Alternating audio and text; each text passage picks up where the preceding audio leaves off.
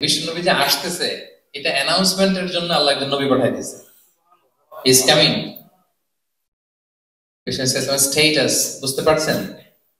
He is coming, উনি আসতেছেন, এটা বলার জন্য আল্লাহ একজন নবী পাঠিয়ে দিয়েছেন, জিসাস ক্রাইস্টকে, ঈসা আলাইহিস সালামকে পাঠিয়েছেন।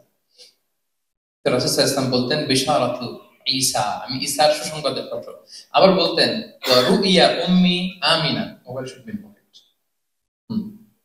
ওয়া রুইয়া উম্মি আমিনা, আমি আমার মা আমিনার স্বপ্নের ফসল। রাসূল সাল্লাল্লাহু আলাইহি ওয়াসাল্লামের মা আমিনা যখন কনসিভ করেছেন রাসূল সাল্লাল্লাহু আলাইহি ওয়াসাল্লামকে পেটে, তিনি মাঝে মাঝে স্বপ্নে দেখতেন যে ওনার পেট থেকে একটা আলো বের হয়ে পারস্য সিরিয়ার প্রাসাদগুলোর মধ্যে ঝলকানি দিচ্ছে।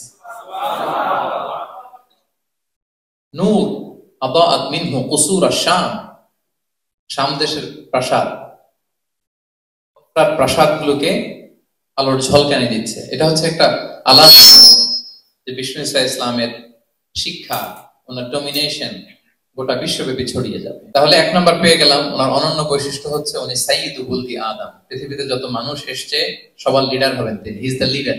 তিনি কি লিডার? সবাই বলুন তিনি কি লিডার। আচ্ছা, লিডারের কাজ কি বলেন তো? নেতৃত্ব দেওয়া। হ্যাঁ, লিডারের কাজ কি?